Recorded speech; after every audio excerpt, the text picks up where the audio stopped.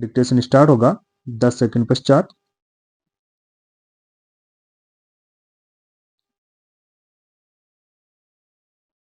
प्रत्यर्थी संख्या 3 के खिलाफ अवमानना करने के आरोप के दो मामले हैं, जिसमें पहला कि वह इस न्यायालय द्वारा पारित आदेशों की अवज्ञा करने का दोषी है, जिसमें संपत्ति के पूर्ण विवरण का खुलासा नहीं किया गया है, जैसा कि इस न्यायालय द्वारा निर्देशित किया गया था, तथा दूसरा कि वह उसी कारण से उच्च न्यायालय द्वारा पारित प्रतिबंध के स्पष्ट आदेशों का उल्लंघन करने का दोषी है, जिससे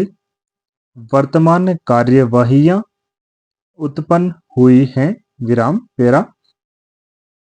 इस अदालत द्वारा पारित आदेश स्पष्ट थे और प्रतिवादी संख्या 3 को अपनी संपत्ति का पूरा खुलासा करने के लिए कहा गया था। विराम।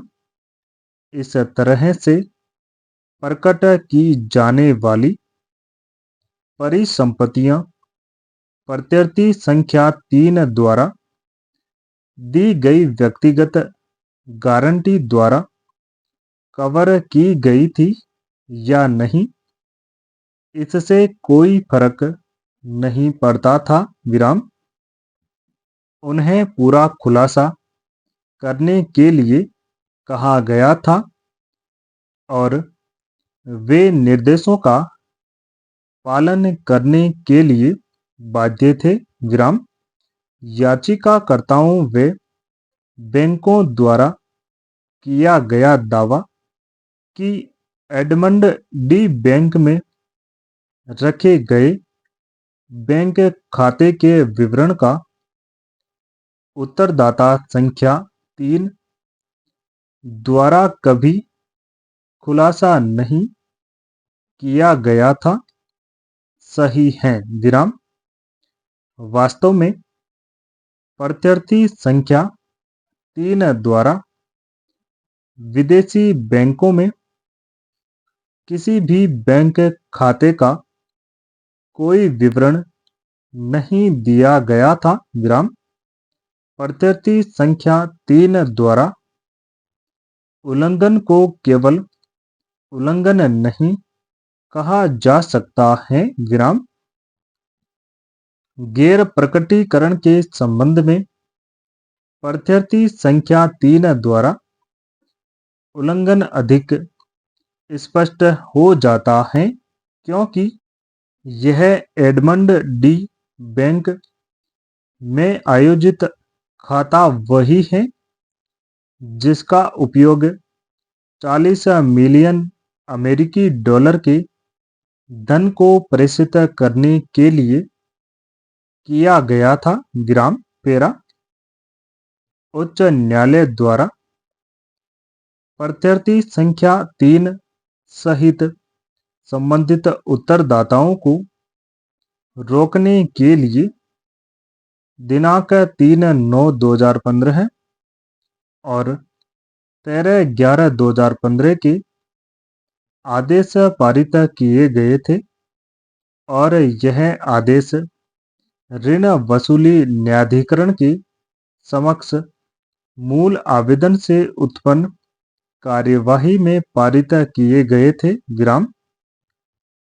इस न्यायालय के समक्ष वर्तमान कार्यवाही भी उसी मूल आवेदन से उत्पन्न हुई है। विराम। इसलिए उच्च न्यायालय द्वारा पारित प्रतिबंधों के आदेश उन्हीं कार्यवाहियों में थे जिनके साथ यह न्यायालय वर्तमान में संबंधित हैं। विराम। उक्त आदेशों ने प्रत्यर्थी संख्या 3 सहित संबंधित प्रत्यर्थियों को बाध्य किया और उन्हें कार्यवाही में अगले आदेश तक उनकी चल और अचल संपत्तियों के संबंध में तीसरे पक्ष के अधिकारों को स्थानांतरित करने, अलग करने, निपटाने या बनाने से रोक दिया। विराम।